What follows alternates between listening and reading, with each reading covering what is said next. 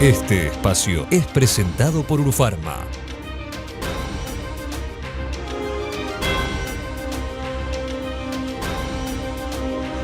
Muy bien, seguimos en la mira, como les anunciamos, con la editora general de salud, Fernanda Nosar, ginecóloga. Gracias, doctora, por estar. Gracias a ustedes. Y Ale. ¿Cómo estás, ¿Todo bien, Ale? Bueno, después de la pandemia, con el debate sobre las vacunas, se instaló en el mundo, ¿no?, un problema con el temor de la gente a vacunarse. Han caído los niveles de vacunación con todo lo que eso implica. Ale, estuviste investigando un poco. Y también es como que nos olvidamos de todo lo que las vacunas nos dieron, ¿no? O sea, porque si la población mundial está donde está, también en parte es por un montón de campañas. En el caso concreto de Uruguay, nosotros fuimos siempre un país con bastante servicio en ese sentido y muy vacunados, por así decirlo, ¿no? ¿Se nota eso? ¿Lo percibe como un problema el Ministerio? Sí, bueno, dijeron varias cosas. Después de la pandemia, lo que es Uruguay, las medidas sanitarias que han impactado.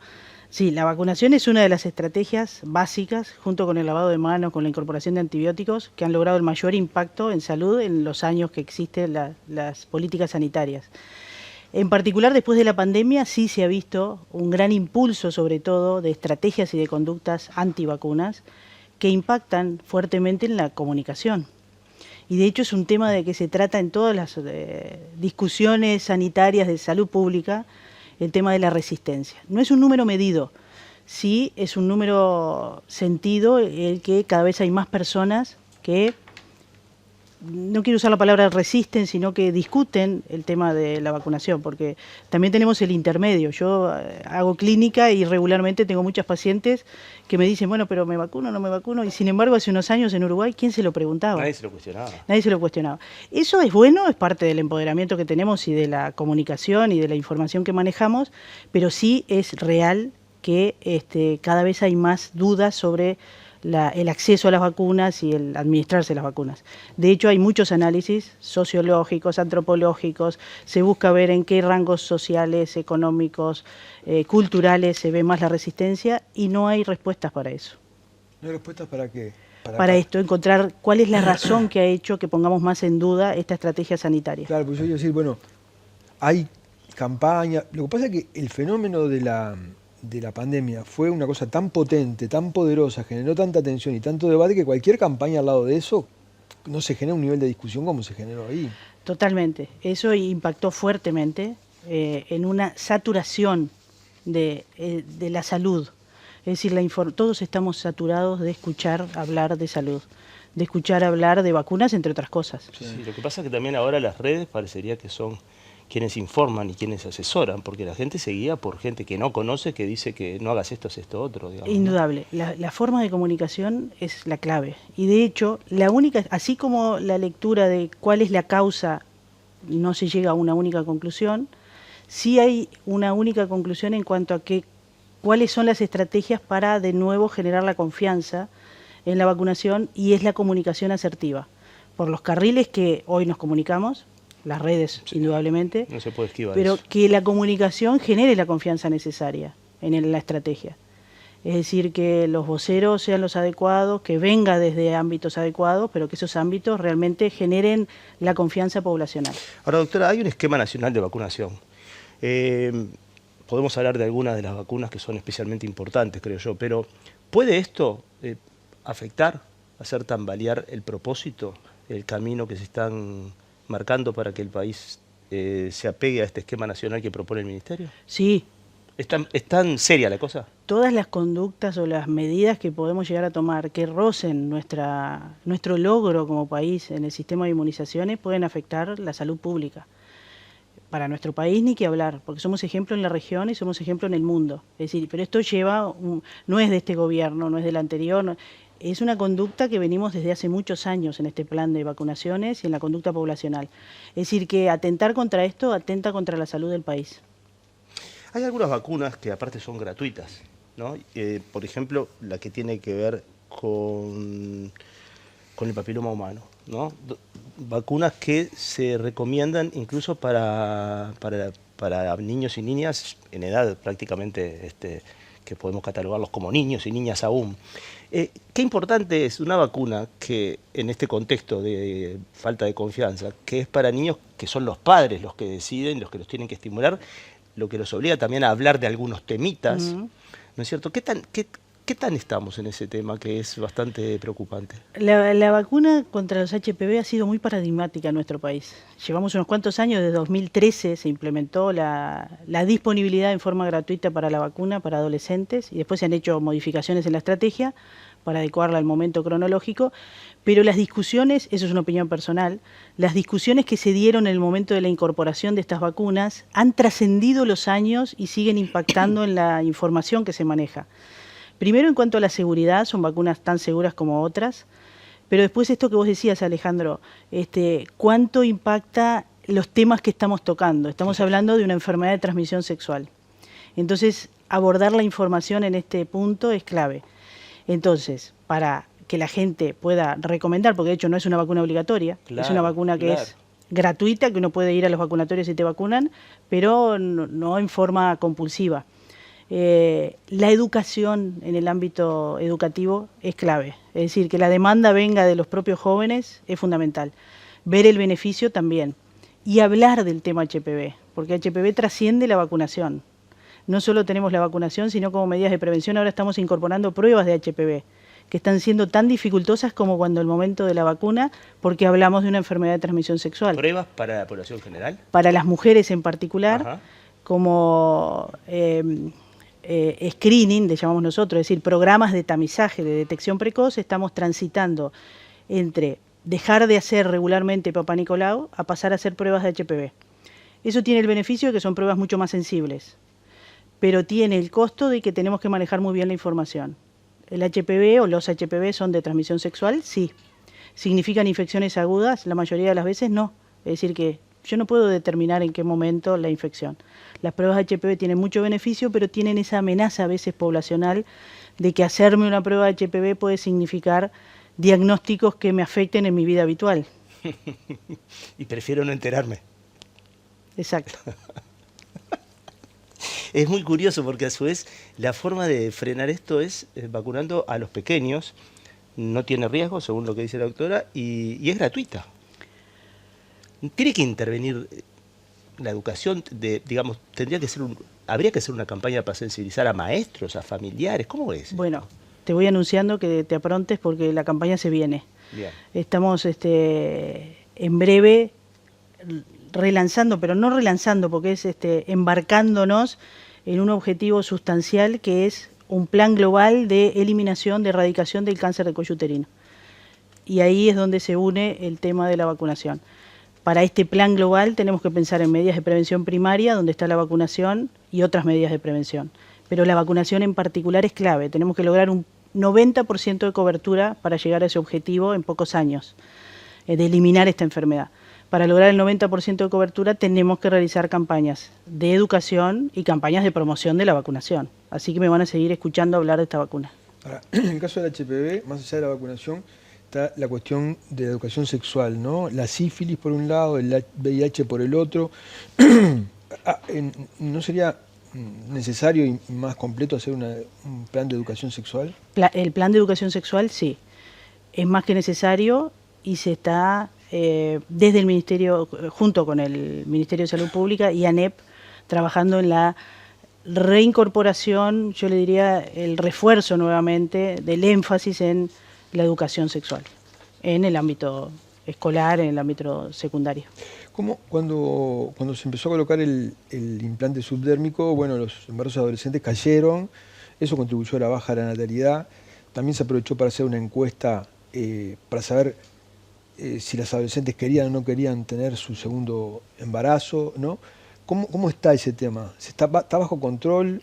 ¿Es de esperar que siga cayendo ese dato? ¿Cómo es? Bueno, el tema de la fecundidad del embarazo adolescente. El embarazo adolescente. El embarazo adolescente, bueno, la ministra que tenemos ahora en particular trabajó mucho en el periodo del año 2015-2016 en estas estrategias, el subsecretario también. Esas medidas de prevención disminuyeron en primera instancia el segundo embarazo adolescente, sí, que le llamábamos, pero la disminución de la fecundidad en la población adolescente ha sido el principal determinante de la baja en la fecundidad global y eso en realidad es un logro. Es una etapa de la vida en la que la mayor parte de las veces no es una elección. Diferente es cuando es una elección.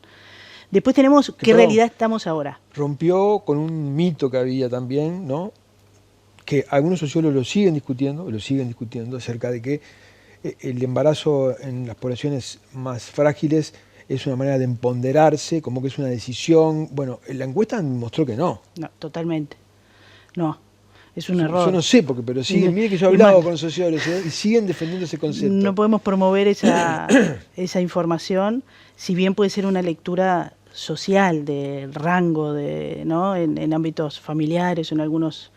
Y acá no estamos hablando de niveles socioeconómicos y culturales, si bien se ve el embarazo adolescente de una manera muy inequitativa en nuestro país, pero no es una reflexión que podamos defender. Acá tuvimos a Hernán Delgado, que desde otra perspectiva, de la biología evolucionista, también hay otras lecturas sobre el tema del embarazo adolescente, ¿no? Totalmente. Y hoy en día seguimos mejorando los niveles de embarazo adolescente, de la tasa de embarazo adolescente, pero cuando vamos a analizar por departamentos o cuando vamos a analizar subsistema público y privado, siguen habiendo las diferencias. Y hay algunos departamentos del país donde el embarazo adolescente todavía sigue siendo un porcentaje elevado. El embarazo infantil ya sale del ámbito de la salud y entra en otro, ¿no? De la violencia, ¿no? Involucra a la violencia, ni que hablar. Y para eso, bueno, ha desarrollado una estrategia que ha sido ejemplo del abordaje de las niñas que transitan el proceso de un embarazo, y esa estrategia la queremos incorporar como una estrategia de salud pública, porque lo que les decía, seguimos teniendo este problema, y este problema, mientras siga siendo una sola niña del país embarazada, es un problemón. Ale, déjame una sola más y te dejo. ¿Por qué en algunos departamentos está más complicado? ¿En qué departamentos y por qué? Bueno, hay algunos departamentos del norte del país donde todavía, y a veces coinciden del área mutual y del área de ACE, en el norte sobre todo, donde el embarazo adolescente todavía está en cifras que superan el 15%. ¿Pero eso es por acceso a información y a servicios o por los niveles de pobreza? Bueno, los determinantes son múltiples. Son múltiples. Te diría que ambos de los que mencionaste. Que ambos. Todo lo que estamos hablando tiene determinantes múltiples, parece muy vasto, parece agotador de entrada todo lo que hay que pensar, ¿no? Ahora que estaban hablando de los embarazos, hace poco nos enteramos que había una nueva vacunación para embarazadas, el VRS, ¿no? Virus respiratorio sincitial, que es gratuito y que se ofrece a las mujeres en los últimos meses de gestación, si no me equivoco. ¿Cómo se comunica una novedad? Personalmente, cuando la señora está a punto de, en los últimos meses, viene y le dice, hay una vacuna nueva, es raro tanta información para una persona en ese estado de preocupación, sí, ¿no? Sí, tanta información durante el embarazo. Claro. Que no es solo las vacunas, bueno. Es los controles, todo recae Pero sobre aparte la es mujer una embarazada. vacuna nueva, te van a decir, mira, te vamos a vacunar algo que es nuevo, que es para prevenir esto. Nadie le informó qué situación. También hay parejas, nosotros conocemos una persona cercana que llegó, tuvo el parto un poquito antes de que surgiera esta vacuna, con lo cual también genera una duda, pero ¿qué me va a pasar ahora que no me diera vacuna? Sí, bueno, primero la vacuna es una gran estrategia de prevención de las infecciones graves en lactantes. Es decir, vacunar a las mujeres embarazadas, en realidad el beneficio es para los niños. Es para los niños. No es una vacuna nueva, sí es una vacuna nueva disponible en nuestro mercado. Bien. De hecho, hace un tiempo ya que se utiliza, y de hecho había mujeres que adquirían la vacuna cruzando el charco. Pagaban por ello. Pagaban por eso. Es una estrategia confirmada que disminuye las infecciones graves en los lactantes, que deberíamos lograr el 90% de las mujeres entre 32 y 36 semanas de embarazo vacunadas, lo cual es una cobertura alta, y que ahí sí el sistema de atención es uno de los principales determinantes de alcanzar esa cobertura. Claro. ¿Por qué? Porque yo tengo que facilitar en los controles del embarazo que tengas acceso a la vacuna, tengo que facilitar la información también, tomarme el tiempo quien controla embarazadas, en recomendar la vacunación y explicar el por qué. Porque si una de las amenazas, de acuerdo a como comenzamos la charla, es justamente no explicar. Claro. Actualmente todos tenemos necesidad de saber el por qué me indican determinadas conductas. En el embarazo en particular hay muchas vacunas recomendadas, hay muchas estrategias. Hay que educar a los intermediarios, digamos. Totalmente. En el cambio del paradigma del relacionamiento en el sistema sanitario, de que no hay una relación de poder, que la información la tiene uno y el otro solo recibe la indicación, sino que son definiciones compartidas. Vamos a una tanda y seguimos hablando con la directora de salud, la doctora Fernanda Nosal. Seguimos en la mira con la directora de salud, Fernanda Nosal, y con Ale Ferreiro. Me pregunto, en todo esto que estamos hablando, insisto que me parece inabarcable, y me doy cuenta también que, no sé si está previsto, si ustedes lo sienten como una necesidad o en algunos momentos como una falta, ¿habría que coordinar más el Ministerio de Salud con el Ministerio de Cultura? Porque a su vez todo esto va a desembocar en el Ministerio de Economía, ¿no? Vamos a tener una población que estamos frente a un montón de situaciones nuevas, producto del momento que estamos viviendo, que implica también que poblaciones que se enfrentan a situaciones que le van a perjudicar el trabajo en un futuro. O sea, todo está muy interrelacionado. Creo que es uno de los problemas de nuestro país, no darnos cuenta cómo todo va relacionado y que no son espacios estancos. Bueno, de hecho, este gobierno se ha planteado como una novedad, digamos, utilizar una agencia que el gobierno anterior dejó para las políticas transversales, ¿no? Sí, indudable. Cada una de las cosas que discutimos, obviamente que tiene impacto económico y que tenemos que definir, esa es la responsabilidad, de definir en qué invertimos. No son gastos. ¿En qué invertimos? Bueno, en qué invertimos depende, hablando desde el ámbito de la salud, y es uno de los déficits que hemos tenido y que tenemos necesariamente que corregir. En lo que invertimos se tiene que definir de acuerdo a nuestros propios indicadores. No podemos ser un país que se refiera a datos internacionales, claro, o a recomendaciones internacionales. Eso es lo que nos hace diferentes. Para eso tenemos aplicada a la educación y a la seguridad pública. Pero eso es lo que nos hizo diferentes antes. Nos hizo diferentes, pero en muchos aspectos, Alejandro, nos ha convertido en los últimos tiempos, décadas, en no movilizarnos para mejorar. Claro, Porque somos, comparativamente con los países de la región, en muchos de los indicadores de salud nos destacamos, por buenos. Pero cuando nos visualizamos internamente, hay muchos de los indicadores sanitarios que se han mantenido estables por décadas. Es decir, que eso traduce que nuestras políticas se estancaron. Entonces, mientras no cambiemos esa mirada de utilizar nuestros propios indicadores, de tener nuestras propias investigaciones clínicas para proyectar nuestras políticas sanitarias y que el Ministerio de Economía o quien dirija la economía diga, bueno, sí, estamos trabajando para nuestra realidad, en el cual se interdigita, ni que hablar, la pobreza, los déficits de todo tipo, el impacto de mis medidas sanitarias en la realidad personal de las personas, en el trabajo, etcétera, no vamos a salir de, yo no diría no es un pozo el que estamos, sino de estar en meseta en muchos de los indicadores. Hablamos de los recursos para salud mental, por ejemplo, que se votó la ley y no se votaron los recursos. Tema complejo si lo hay. Bueno, eso ha sido una gran autocrítica, creo que de todo el sistema político y de la atención en salud, ni que hablar. Es una ley que ampara desde el punto de vista de los derechos humanos, es decir, eso es un logro indiscutido, que determina algunas condiciones de atención de la salud mental que son absolutamente diferentes. Subyace a la ley de salud mental trabajar en desinstitucionalizar y de involucrar a la comunidad, a todos en la atención, es decir, a incorporar a las personas con alteraciones de su salud mental, como en el sistema están incorporados otras patologías con la misma naturalidad. Eso necesariamente requiere readecuar cómo hacemos la atención hoy, readecuar lo que antes denominábamos manicomios, ¿cuándo es que las personas necesitan internación por descompensaciones agudas? ¿Por cuánto tiempo y en dónde? Y después incorporar en nuestro sistema de atención dispositivos que me permitan la convalecencia y la reincorporación en la vida habitual. Parece que estuviéramos hablando de cárceles. Parece que estuviéramos hablando de eso. Eso es lo que tenemos que desandar. Eso es complejo.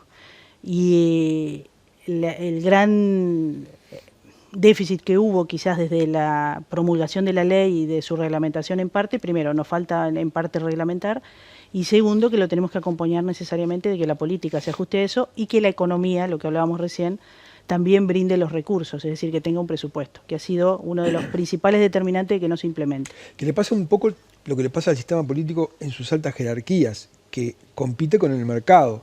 Un gerente de una multinacional le resulta difícil dejar para asumir la gerencia de una empresa pública, ¿no? Y luego cuando vamos hacia abajo, aquellas especialidades que compiten con el mercado en medicina son complejas. La mercantilización de la salud global es un problema para las políticas nacionales. Conspira muchas veces en contra de la disponibilidad de recursos, ni que hablar, porque competir en el mercado en salud es difícil. Y lo digo ahora desde el lugar en que estoy, visualizamos la globalidad y realmente hay unas demandas en salud que tienen múltiples explicaciones, pero que el mercado conspira en contra. Hay algunas especialidades, no vamos a especificar cuál, hay muchas que se pueden ver influenciadas por las necesidades del mercado y que hacen que la disponibilidad pública sea dificultosa. En esos aspectos seguramente haya que recurrir a regulaciones para que todos tengamos disponible las prestaciones sanitarias necesarias, básicas, que se definan desde la política sanitaria. Doctora, usted, además de tener un posgrado en gestión de servicios de salud, lo cual supongo que es muy útil para esta etapa de su vida, también es especialista en ginecotología y en obstetricia, ¿no? Hablábamos de la mercantilización, algunos temas que en salud cada tanto aparecen en la prensa y en este programa desde ya. Todo el tema de la relación entre cantidad de partos y cesáreas, que es un tema que no termina como de redondearse en función de lo que la propia población femenina requiere, ¿no? Y pide. O se va redondeando en indicadores que no queremos. Mejor dicho así. El tema de la prevalencia o el porcentaje de cesáreas que tenemos en el país ahí también nos destacamos, ¿no? Nos destacamos, Para se mal. destaca el mundo. Van aumentando, francamente, en los últimos años, pero sobre todo lo que tenemos que analizar son las causas de esas cesáreas. Y han aumentado, desgraciadamente, uno de los principales determinantes del aumento de las cesáreas es las cesáreas a solicitud de la propia mujer.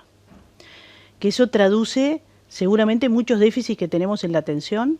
Claro. Y quizás si tuviéramos estrategias más definidas, podemos reducir ese número de cesáreas. ¿Por qué tenemos un problema con las cesáreas? Porque las cesáreas generan a largo plazo en el proceso reproductivo otras complicaciones. Y de hecho, hoy en día, antes teníamos otros problemas de salud que siguen estando, pero en niveles inferiores, como por ejemplo las muertes por aborto provocado o las complicaciones graves por aborto provocado. Y hoy en día la mortalidad materna, uno de los principales determinantes son los sangrados provocados por complicaciones de la placenta en mujeres que tienen cesáreas anteriores. Es decir, que el impacto de una cesárea ahora puede generar repercusión al futuro. No es que vaya a suceder a todas las personas, obviamente, pero aumenta esos indicadores. Y bueno, el tema del aumento del número de cesáreas es un problema de salud pública para nuestro país y para el mundo, que se están desarrollando múltiples estrategias, dentro de ellas medir las causas. Una cosa es cuando tenemos una cesárea por una causa insoslayable y otra cuando tenemos cesáreas evitables. ¿Pero ahí no entraba en juego el derecho de la mujer? Obviamente. ¿A parir como quiera? El derecho de la mujer está siempre, pero el derecho uno lo tiene que ejercer con todas las cartas sobre la mesa. Por ejemplo, analgesia. Claro. Y volviendo un poquito para atrás, ¿cómo estamos en mortalidad materna? En mortalidad materna también, comparativamente con la región y en todas las Américas, estamos bien. Tuvimos un pico de mortalidad materna en el periodo de la pandemia, en el 21-22, secundario a las muertes por COVID en el proceso reproductivo, pero tenemos que afinar ahí o correr la mirada y bueno, seguir mirando la mortalidad materna ni que hablar, eso es una auditoría mantenida porque son causas que la mayoría de las veces deberían ser evitables. En mortalidad materna está empezando a ser un problema para nosotros las causas placentarias, las complicaciones placentarias en mujeres cesáreas anteriores. Pero correr la mirada me refiero a que tenemos que analizar cuántas mujeres tenemos con complicaciones graves vinculadas con el proceso reproductivo, que es la morbilidad, le llamamos nosotros. ¿Por qué? Porque eso nos va a seguir permitiendo también mejorar nuestra atención. Tenemos muchos ingresos a CTI por causas también reversibles. Y eso es otro indicador grueso. Y vinculado con esto, ¿cómo ha evolucionado la política de interrupción voluntaria del embarazo? ¿Está habiendo acceso en todo el país? El acceso es en todo el país. Pero en igualdad de condiciones, ¿no? Se está atendiendo en todos los lugares. En todos los lugares. Y por suerte hemos transcurrido, es una política de Estado, digamos, se ha incorporado, es indiscutible los beneficios, es un derecho adquirido y la disponibilidad en todo el país existe. Y la cultura en el sistema sanitario, pero también en la sociedad del respeto a este derecho, también. De alguna manera, ya lo hablamos un poco, pero todos estos temas, el embarazo, el embarazo no deseado, el embarazo adolescente, tienen que ver con la educación sexual, ¿no?